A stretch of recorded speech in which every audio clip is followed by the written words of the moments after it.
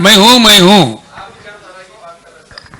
तो ये बात है, तो इस पे सुनिए एक मिनट सुनो ना, जल्दी क्यों कर रहे? आई एम हियर। इस देश को हर लिहाज से बचाना है।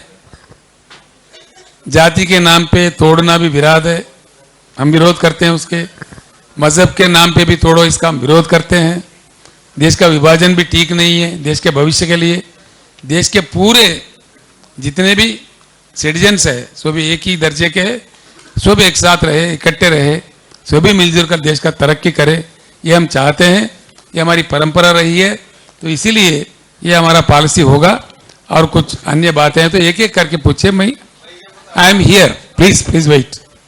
सर, इस नोट में रिफॉर्म की बात की गई है, इलेक्टोरल रिफॉर्म और जुडिशियल रिफॉर्म। इलेक्टोरल रिफॉर्म में आप नोट पे कहा गया है कि 6 मंथ के अंदर state and central election shall be held simultaneously with in a period of 6 month. इसको आप अगर थोड़ा विस्तार से बता सके। और जुडिशियल रिफॉर्म में किस तरीके के रिफॉर्म की आप बात करते हैं? ऐसा है, आज जो चुनाव हो रहे हैं, इस बात को कई बार चर्चा देश में हो रहा है कि एक चुनाव आता है, कोई मिड टर्म पोल, पूरे राज्य में कार्यकाल बंद, बैन, इलेक्शन बैन। कहीं एक असेंबली में आता है, पूरे जिले में बंद, टप।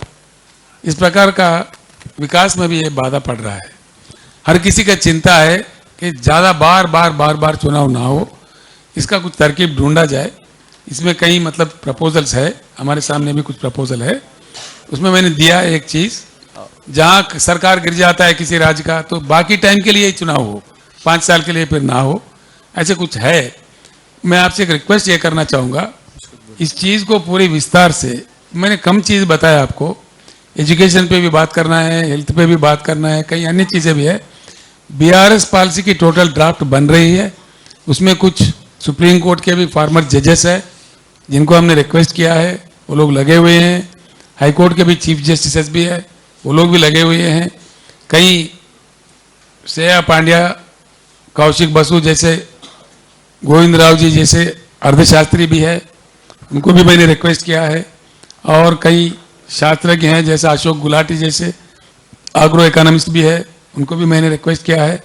और कम से कम एक 50-60 रिटायर्ड आईएएस ऑफिसर्स भी है, राज्यों में चीफ सेक्रेटरी के दर्जे में, सेंट्रल गवर्नमेंट के कई बड़े पोस्टों पे काम करने वाले लोग भी है। एक 100-125 लोगों की गुट इस पे काम कर रही है। एक डॉक्यूमेंट के शक्ल में कुछ ही समय में हम देश के सामने उसको पेश करेंगे। सर एक मेरा सवाल है सर, अभी आपने जो no anxiety please, one at a time. एक बार पूछ रहे ना सर, इधर से click. Sir, this is Srinivas from Deccan Chronicle. Sir, you have been pushing the welfare and development agenda, and you have intensified this when you have shifted to BRS to fight against the national parties at center. Sir, when it comes to ideological stand, what would be your ideological stand to fight against the divisive forces and hatred, spreading hatred? So what would be your ideological stand in fight against the divisive forces as a BRS? I have made it very clear just now that all citizens will be treated equal. There should be no division, no disrespect to anybody.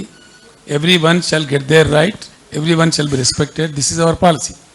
इसके विरोध में जो काम करेंगे उसके विरोध में हम डटकर कहेंगे जनता को, वही हमारा पॉलिसी है। सर मेरा एक सवाल है, माफी के साथ। सर इधर आप महाराष्ट्र में आए हैं, नांदेड़ भूमि में आए हैं, इसलिए नांदेड़ के पत्रकारों को पहला प्रेफरेंस मिलना चाहिए सवाल करने का। आप जो है आपके करीबी है शायद वो लोग, इसलिए आप उधर नहीं है ना सर? हाँ, तो सर आप मेरा एक सवाल सुनिए। अभी आपने ज्यादा करीबी आप ही है। सर मेरा सवाल, अभी आपने जो भी बात रखे उसमें आपने मोदी की पॉलिसीज पर तीखी टिप्पणियां की, तनकीद डिसाइड किया, मगर सर एक हकीकत यह भी है कि आपकी बात में कॉन्ट्राडिक्शन है। आपकी जो पार्टी है वो पार्लियामेंट में पिछले कई दिनों से मोदी के द्वारा जो बिल लाए गए उन्हें सपोर्ट कर रही है सर। तो आप फ्यूचर में आपका स्टैंड जो है सर, कई सारे बिल है, मैं बोलता हूं ना सर, इवन जो है आपने कौन सा बिल सपोर्ट किया बताओ? राष्ट्रपति इलेक्शन में भी जो है वोट के ताल्लुक से राष्ट्रपति नहीं, किसान का जो loss है सर, उसको लेके जो है आपकी पार्टी का जो नहीं, स्टैंड हमने कभी समर्थन नहीं किया भाई। स्टैंड क्लियर नहीं था। सारी आपने नहीं देखा होगा। ट्रिपल तलाक हमने बिल्कुल विरोध किया, ट्रिपल तलाक के हमने वो विरोध लेके किया, स्टैंड क्लियर नहीं था बिल्कुल सर। विरोध किया हमने। ठीक है सर। हाँ बिल्कुल, सर, एनआरसी का विरोध किया, ट्रिपल तलाक विरोध किया। अच्छा आप तो बोल रहे हैं वो गलत है। सर आप विचारधारा की बात करते हैं, हाँ तो विचारधारा की आप बात कर रहे हैं, तो मुसलमानों के बारे में आपका क्या बता रुझान है? दिए ना भाई। उसके बाद मुसलमानों के लिए ये शमशाबाद, सुनिए ना। नहीं हुआ सवाल मेरा, सुनिए ना। मेरा सवाल है, शमशाबाद में मस्जिद जो है तो शहीद कर दी गई, ऐसे कई मस्जिद है हैदराबाद में जिसके विरोध में एमआईएम पार्टी एमबीटी उतरी मैदान में। उसके बाद आपने जो वादा किया था मस्जिद तामीर करने का, वो भी हमने नहीं हुआ, वादा नहीं किया। और कार्रवाई भी कोई अधिकारियों पे नहीं हुई। नहीं किया, हमने जी, कहाँ किया? तो आप क्या बोलना चाहते हैं मस्जिदों के बारे में? नहीं, हमने वादा कहाँ किया? तो शमशाबाद के मस्जिद के बारे में आपका हमने क्या नहीं कहना है? किया था ना। नहीं सर, ना हमको कोई पूछा है, ना हमने वायदा किया है। तो आप ये गलत बोल रहे हैं। सर आपकी हुकूमत है, आप कार्रवाई करेंगे कि उन नहीं अधिकारियों पर? देखिए ऐसा, एक मिनट, सर जिस मस्जिद शमशाबाद के बारे में आप बोल रहे हैं, हमने कभी उसके ऊपर ना वायदा किया, ना टीका किया, ना टिप्पणी किया। कार्रवाई भी नहीं करे सुनिए अधिकारियों सुनिए ना, उसका शहादत हमने नहीं किया, नहीं। हमारे उसका कोई ताल्लुकात भी नहीं है। तेलंगाना राज्य बनने से पहले कई साल पहले वो हुआ था। आप जो बात कह रहे हैं हुआ नहीं हुआ वो भी मुझे नहीं मालूम है। आप जैसे लोग आके बोलते हैं। विरोध तो सुनिए ना आपने सवाल पूछे तो सुने ना भाई। आप यूं इल्जाम लगा दिए, ऐसा नहीं लगा सकते आप। आपकी हुकूमत नहीं सुनिए जल्दीबाजी क्यों कर रहे हैं? हुकूमत हमारी है भाई कि हम, हाँ आप कहे तो रहेंगे, नहीं तो नहीं रहेंगे क्या? 14 से ऐसा नहीं है सवाल, बिल्कुल बात सीधी है। हर किसी का इज्जत होना चाहिए, वो चाहे मंदिर हो, मस्जिद हो, चर्च हो, किसी का तोड़ ताड़ की बात नहीं होना चाहिए। हर किसी का सेम तरीके से रिस्पेक्ट मिलना चाहिए, ये हमारी पार्टी का तरीका है। अभी भी आपके साथ में मुसलमान के कोई लोग मौजूद नहीं दिख रहे और कोई नेता नहीं है। क्या बात कर रहे हैं आप? समझ में नहीं आता। महाराष्ट्र के साथ भी आपका कोई नेता नहीं बड़ा है। अजीब आदमी है आप। सर आप है ना भाई, मेरे साथ में बात बहुत हो गया।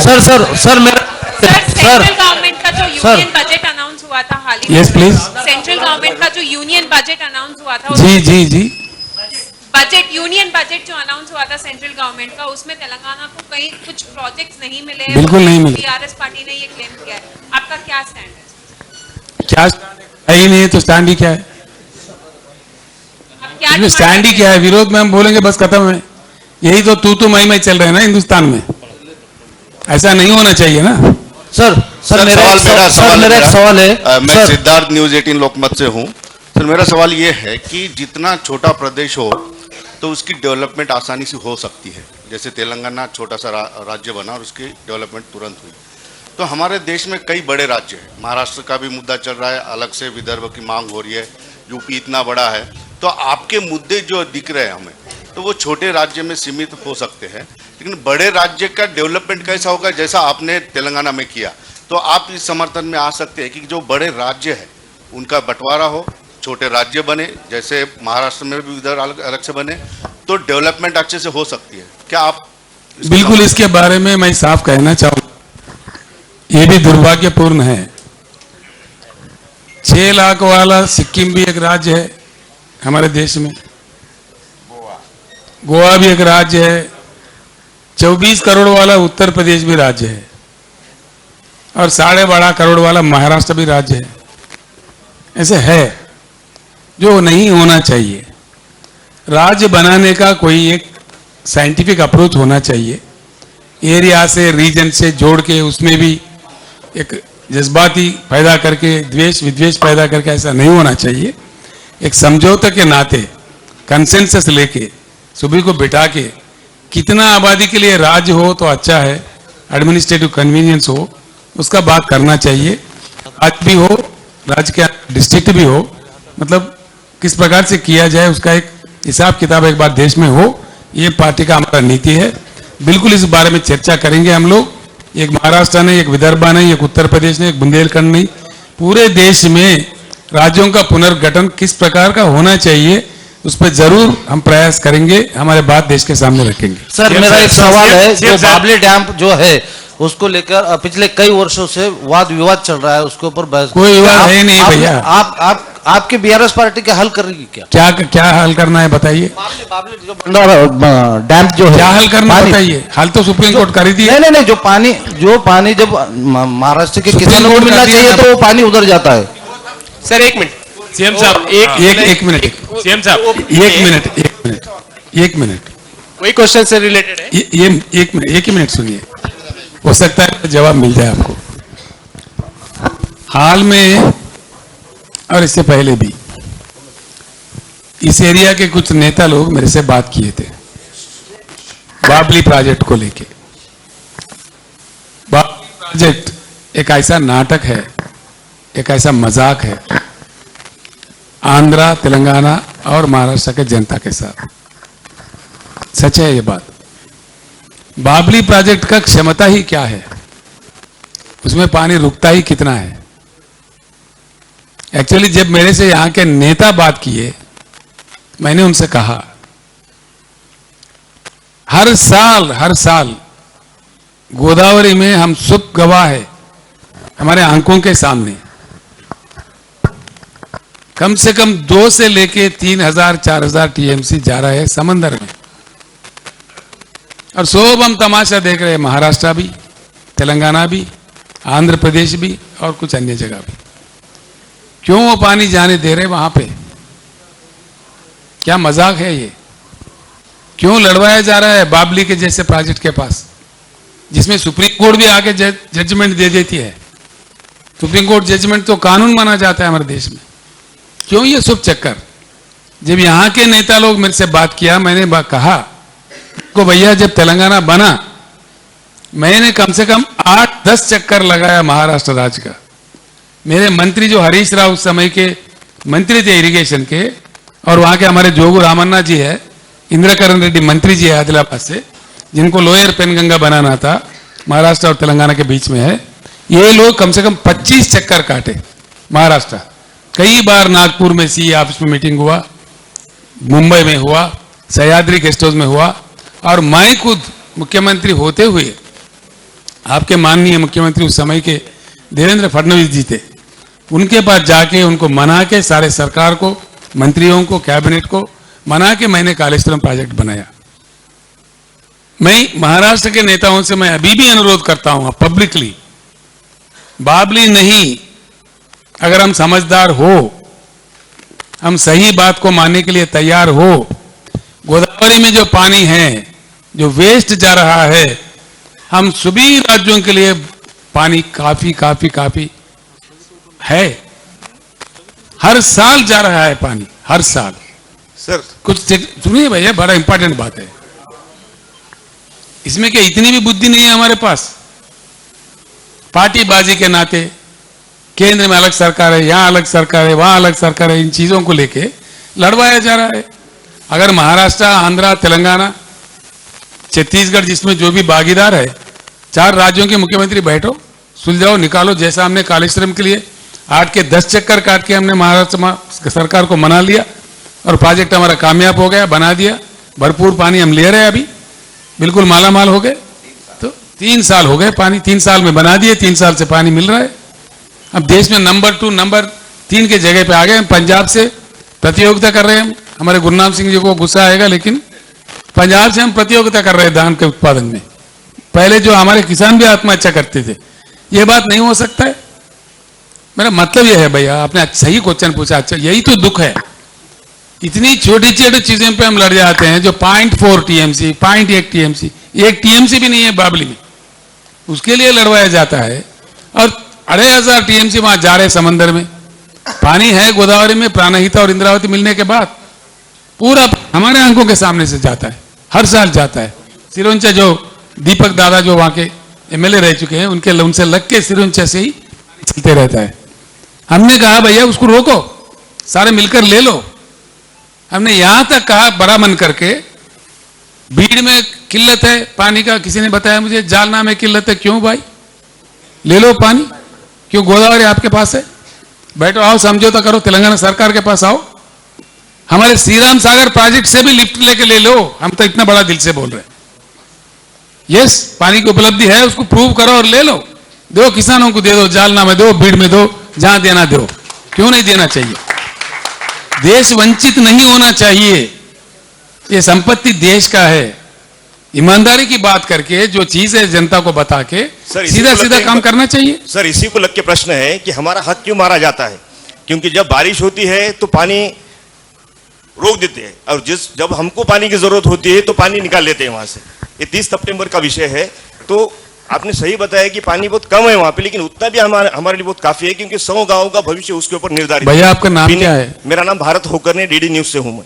भाई साहब ऐसा है, ये क्वेश्चन आपको सुप्रीम कोर्ट ऑफ इंडिया से पूछना चाहिए। तो हम बैठ के क्यों नहीं इसको सुलझा सकते सर? मैं क्या आप पानी के सर प्लीज सर ये प्लीज तो सुप्रीम कोर्ट का जजमेंट है। नहीं सर प्लीज सुनिए सर, आपने बताया कि पानी के लिए झगड़े करने की जरूरत नहीं, लेकिन हमारे जो छोटा जो आपसे एक विनंती है मेरा, वो तो हमें मिलना चाहिए आप सर। प्लीज प्लीज आप इसके लिए बैठिए, हमारे सुनिए ना, उसको सुलझा दीजिए सर। सुनिए ना, आपसे मेरा विनंती है सर आप महाराष्ट्र के मुख्यमंत्री से या महाराष्ट्र के कैबिनेट से पैरवी कीजिए, वो मेरे पास आ जाए हैदराबाद में, बैठेंगे, हम बिल्कुल समझौता करेंगे, इसमें मेरे कोई एतराज नहीं है। सर आप कह रहे थे sir this side right sir, आप कह रहे थे कि बड़ा घोटाला हुआ है और वित्त मंत्री जो है निर्मला जी कह रहे थे कि सिचुएशन तो नॉर्मल है और जो कि उनके लिए नॉर्मल है भाई। तो सर आप कैसा देखेंगे इसको? उनके लिए नॉर्मल है, देश के लिए नॉर्मल नहीं है। आप क्या ऐसा है, नॉर्मल क्या चीज होता है भैया? देखो समझिए, आप ही ने खरीदा, मैंने खरीदा, गरीब आदमी, आप जैसा हम दोनों खरीदे, समझो। जो 3000 850 का एक क्या है उसको बोलते शेयर, एक शेयर था, हमको तो मालूम नहीं है, शेयर था जिसका 1000 रुपए पे 1100 रुपए आए, तो मामला ठीक है कि बिगड़ गया? निर्मला सीतारामन तो बड़ा अकलमंद औरत है, वो जिसको चाहे जो चाहे बोल देती है। अब आप बोलिए मुझे, 4000 वाला 1000 पे आया तो अच्छा हुआ कि साफ है मामला, कुछ गड़बड़ है? सिंपल बात है, इसमें कोई रॉकेट साइंस है क्या? देश के वित्त मंत्री के लायक कुछ ही नहीं है, ये तो मामूली आदमी साहूकार बता देगा गांव का। सर आपका डिमांड क्या रहेगा इस पे? मतलब क्यों जॉइंट पार्लियामेंट्री कमेटी डालो, इंक्वायरी करो, क्यों मना कर रहा है सरकार उसमें? लिफ्ट इरिगेशन से तेलंगाना ने इतनी प्रगति की है, तो आप आरोपों का राजकारण न करते हुए महाराष्ट्र शासन और केंद्र शासन से लिफ्ट इरिगेशन के बारे में आप क्या बातचीत करने वाले हैं अगले कुछ दिनों में? मैं आपको एक बात कह दिया, आप कहां तक समझ पाए मुझे नहीं मालूम। मैं सीधे फिर एक बार कह रहा हूं भैया, हिंदुस्तान के जो 41 करोड़ एकड़ कृषि योग्य भूमि है, हर वो एकड़ में पानी बिल्कुल दिया जा सकता है, अगर हिंदुस्तान के राजनेताओं के पास दिमाग हो, बुद्धि हो, सहनता हो, समझने की क्षमता हो। अगर सारे नेता तैयार है, मैं लीड लेने के लिए तैयार हूं, आप भी मेरे साथ चलिए, बिल्कुल बुलाइए, पूरे लोगों को बुलाइए, बैठते हैं। बीआरएस के पास लिफ्ट इरिगेशन का कुछ प्लान है क्या? प्लीज बताइए सब। मेरे पास नहीं, मैं कोई शास्त्रज्ञ नहीं हूं, लेकिन उनके बुद्धिजीवी अलग है। जो सीडब्ल्यूसी के चेयरमैन है, जो राधाकांत भारती है, इंटरलिंकिंग ऑफ इंडियन रिवर्स बोल के किताबें में लिखे गए, कई सुझाव दिए हैं लोगों ने, किस प्रकार से मिलाया जा सकता, किस बेसिन को किधर जोड़ना चाहिए, ये सारी चीजें बता चुके हैं, है ऑलरेडी रिकॉर्ड्स है, लेकिन नेता लोग है ना जो करना नहीं चाहते। Hello sir, myself is Kanaya Kandela from NDTV News Channel. What is the purpose of your rally in Nanded? जी, आपका नांदेड़ में रैली करने का मकसद क्या है सर? आप ऐसा है भैया, रामायण पूरा सुन के राम का क्या सीता क्या लगता है बोलो तो मैं क्या बोलूं? आपको मेरा सर समझ में नहीं आया सर कि सारे जो पॉलिटिशियंस होते हैं इसी तरह की बातें करते हैं, आते हैं, अपना राजकारण करते हैं और फिर चले जाते हैं, सत्ता में आने के बाद सारे वायदे भूल जाते हैं।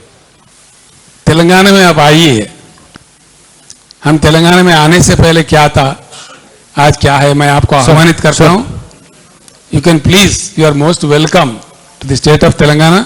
सर, जो आपका अनुभव है, हमने उसको वहां गलत साबित किया है, जो हमने कहा है उससे बढ़कर के हमने काम कर दिया है। आप प्लीज वेलकम टू तेलंगाना। उसी तेलंगाना मॉडल को सारे देश में लागू करना ही हमारा प्रयास है। सर एक सवाल ये है कि तारीखी शहर हैदराबाद का नाम चेंज किया जा रहा है, हिंदुस्तान के कई शहरों के भी नाम चेंज किए जा रहे हैं, तो आप इसको किस तरह से देखते हैं? ये नाम चेंज करना एक नाटक है, काम चेंज करना बहुत जरूरी है। सर नाम चेंज की बात करने वाले सुनो ना भाई, नाम चेंज करने वाले नाटकबाजी करने वाले हैं, काम चेंज करने वाले बीआरएस वाले हैं। सर अभी देश में एक जातिवाद को लेकर, धर्मवाद को लेकर बहुत बड़ा बवाल मच चुका है। कहते हैं अभी हर स्वामी जी कुछ ना कुछ बवाल कर इस विकास को जो चलना चाहिए उसको डायलॉग बदलना चाहता है। और संविधान जो पिछले सालों से, कई सालों से संविधान भारत का जो है चल रहा है, और संविधान को मिटाने की बात जो चल रही है उस पर आपका बीआरएस का क्या पॉलिसी? भैया एक सीधी बात है, धर्म के नाम पे, जाति के नाम पे जो वोट डाल के अपने राजनीतिक मकसद निकालना चाहते हैं वो कुछ समय के लिए कामयाब होंगे, लेकिन वो टेम्पररी फेज होगा, परमानेंट नहीं होगा। देश अब जान चुका है बहुत अच्छी तरीके से कौन कितने पानी में है, कौन क्या कह रहा है, किस लिए कह रहा है। इस पे फूट डालने वालों के साथ नहीं देना चाहिए। स्लोली युवा भी समझ गए हैं, जनता भी समझ गए हैं, देश अब खतरे से निकलने वाला है। बीआरएस का मिशन भी है कि सारे हिंदुस्तान एकत्रित रहे, सही रास्ते पे चले, एक रास्ते में चले और विकास के ओर चले, इन चिल्लर बातों को बाजू कर दे। सर अपने भारत में कई सारे यूथ बेरोजगार है, अपने भारत राष्ट्रीय समिति के लिए यूथ के लिए क्या एजेंडा है? बिल्कुल सर, मैं बता देता हूं। खेती किसानी की जो मैंने बात कही थी, मेरे कागज में है, कृपा करके आप पढ़िए। एक्चुअली बदनसीब की बात यह है, इंडिया में पानी है, भूमि है, ह्यूमन कैपिटल, यहाँ के लोग भी है। इसके अलावा एक और चीज भी है, 3 एग्रो क्लाइमेटिक जोन्स है हमारे पास, जो तटवर्ती इलाके, ह्यूमिड वेदर है, लैंड लॉकड स्टेट्स है जैसा कि मध्य प्रदेश, छत्तीसगढ़, तेलंगाना, ऐसे राज्य भी है, और शीतल प्रदेश जैसे हमारे हिमाचल, कश्मीर, ऐसे प्रदेश भी है। हिंदुस्तान में एप्पल भी उगता है, आम भी उगता है, यानी कि, और सूरज, India has the best solar incidence, सूरज बहुत अच्छा खिलता है जो फसल के लिए जरूर होता है। इन सब चीजों को रखते हुए हिंदुस्तान को यह करना चाहिए था, top most food processing industry, पूरे दुनिया को खाना खिलाने वाला फूड प्रोसेसिंग इंडस्ट्री हिंदुस्तान में होना चाहिए था। उसमें से किसान का भी फायदा होता, करोड़ों करोड़ों जवानों को उसमें नौकरी भी मिलता, जहां का वहां ही, मतलब वो लघु परिश्रम भी हो सकते हैं, बड़े भी हो सकते हैं, बड़े पैमाने भी हो सकते हैं, हर जगह हो सकते हैं, जिस प्रकार से चाइना ने किया है ऐसे उदाहरण है। तो फूड प्रोसेसिंग इंडस्ट्री जिस प्रकार से हम प्लानिंग कर रहे हैं, किसानों के बीच में ही बनेगा, हमारे गुरुनाम जी भी काफी बात करते हैं उस पर, और उसमें पूरे इंडियंस को, मतलब इंडियन जितने भी यूथ है ज्यादातर उसमें मिलेगा। दूसरा चीज जो make in India, joke in India बोल के मैंने बोला, बड़ी जिम्मेदारी से मैंने बोला है, मैंने ऐसा ही नहीं बोला। मेक इन इंडिया सही होगा, बीआरएस आने पर एक सही एनवायरनमेंट, जो उद्योग बढ़ाना है। यहाँ क्या हो रहा है भैया, कालेश्वरम प्रोजेक्ट के लिए मैंने मिशन खरीदा है, ऑस्ट्रिया इतना सा देश है, लेकिन हमने इतना बड़ा लिफ्ट के लिए मिशन वहां से खरीदा। हमारा इतना बड़ा देश है, वो मिशन हम नहीं कर पा रहे। प्राइवेटाइजेशन के नाम पे अंधाधुन तरीके से इन्होंने एचएमटी को मार दिया। एक भी हेवी मशीन, टूल मशीन नहीं है हमारे पास, कारखाना नहीं है। उसको पूरा रिवाइव करेंगे हम लोग, जो पब्लिक सेक्टर में रहना चाहिए, उसमें ज्यादा मतलब अनएम्प्लॉयमेंट की प्रॉब्लम सुलझा सकते हैं। जो करंट की बात मैंने कहा, पब्लिक सेक्टर में रखेंगे, उसमें काफी नौकरियां मिल सकते हैं, जितना विस्तार आप करोगे, पब्लिक सेक्टर जितना बढ़ाओगे, मतलब उसका थोड़ा तरीका, तौर तरीका चेंज करके कर सकते हैं, किया जा सकता है, कोई बड़ी बात नहीं है। हम आज, हमारे बदनसीबी है, इतना पानी, इतना शुद्ध पानी, इतना जमीन, इतने लोग काम करने वाले रखते हुए हम, हमारे बच्चे आज मैकडोनाल्ड के पिज्जा और बर्गर खा रहे, जो शर्म की बात है देश के लिए।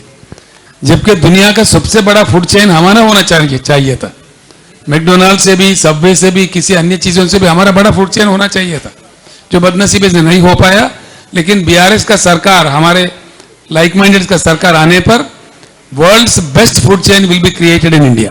सर की बात की है सर, आपने डिविसिव पॉलिटिक्स की बात की है। हाल ही में योग गुरु रामदेव, यूज कीजिए ना आप, रामदेव बाबा जी ने यूज कीजिए, माइक यूज कीजिए। माइक से ही बात कर रहा हूँ सर, आवाज नहीं आ रहे।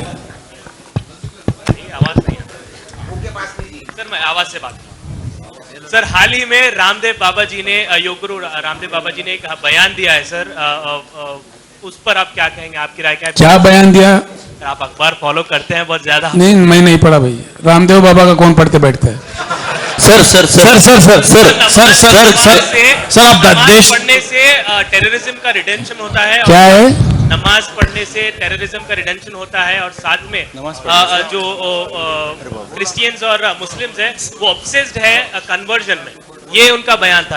मैं नहीं समझ पाया। इसी से जुड़ा मेरा एक सवाल है सर। देश में 2014 के बाद से, मोदी जी आने के बाद से जो हार्डकोर हिंदुत्व की जो पॉलिटिक्स हो रही है सर, जो हार्डकोर हिंदुत्व की पॉलिटिक्स है, सभी सेकुलर पार्टीज अनऑफिशियली तौर पे उसके पीछे चल रही है। तो आप अब जब ये भारत राष्ट्रीय आप भी उसके पीछे जा रहे हैं? नहीं, मैं पीछे सीधा सवाल है सर। मैं बता रहा हूँ, आप भी उसके पीछे जा रहे हैं। नहीं, मेरा सवाल इल्जाम हम भी दे सकते हैं आपके ऊपर। मैं आपको उसको काउंटर कैसे करेंगे? सभी कौन चल रहे भाई? सभी के ऊपर आप यूं ही टोक देते? सभी मतलब मेरा सर गलत बात है। नहीं, सभी के मैं आपके ऊपर आरोप नहीं लगाया सर। आप नेशनल पार्टी बनने जा रहे हैं और देश की राजनीति में एक अल्टरनेट और समाप्त करना चाह रहे हैं। सर एक सवाल सर एक सवाल है। मराठवाड़ा सर एक मिनट सर हेलो हजारों स्वतंत्र सेनानियों ने अपनी जान दे करके निजाम से मराठवाड़ा और तेलंगाना जो है उसको आजादी दिलाई 17 सितंबर 1948 में। तो महाराष्ट्र सरकार उनके सम्मान में हर साल वो त्योहार मनाती है सरकार की तरफ से, वो तेलंगाना में क्यों नहीं होता है? क्यों नहीं मना रहे? बिल्कुल मना रहे। सरकार की तरफ से होता है क्या? मना रहे, बिल्कुल मना रहे। ऐसा आरोप अमित शाह ने पिछली बार के दौरान मना रहे भाई, आपको क्यों शक हो रहा है? सर बीआरएस पार्टी नांदेड़ जिले में आई है, ये पुराने लोगों को इसमें चांस देगी या नए तरुण लोगों को भी चांस देगी बीआरएस पार्टी? नहीं समझ में आया भैया। सर हेलो सर, महाराष्ट्र में क्या बीआरएस पार्टी अदर पार्टी से अलायंस करेगी? हेलो सर, आपका क्या राय है सर? डिसाइड सर इसके बारे में आप क्या सुझाव देंगे? सर बीआरएस पार्टी आने वाले दिनों में क्या अदर पार्टी से अलायंस करेगी? एक मिनट भैया, ये बात है आज ही हमने शुरू हुआ है। अब ऐसा आप 100 साल वाले पार्टी को पूछने को क्वेश्चन मुझे पूछ रहे, बताएंगे ना आगे चल के, इतना जल्दीबाजी क्यों? हेलो सर आने वाले दिनों में क्या बीआरएस पार्टी अदर पार्टी से अलायंस बता दिया भैया, मैंने बता दिया। सर मोदी जी ने आपको अगर आपका काम देखकर अगर बोल दिया कि आइए आपको कृषि मंत्री बना दे, तो क्या आप निमंत्रण स्वीकार करते हैं क्या? क्या चीज? मोदी जी ने आपका यह काम देखकर अगर आपको आमंत्रण दे कि आप मोदी जी का प्रधानमंत्रित्व ही हम स्वीकार नहीं करेंगे। प्रधानमंत्रित्व ही स्वीकार नहीं है तो सवाल कहां से आता है? चीफ मिनिस्टर साहब आखिरी सवाल, अगर आप चीफ मिनिस्टर सर आखिरी सवाल सर धन्यवाद भैया।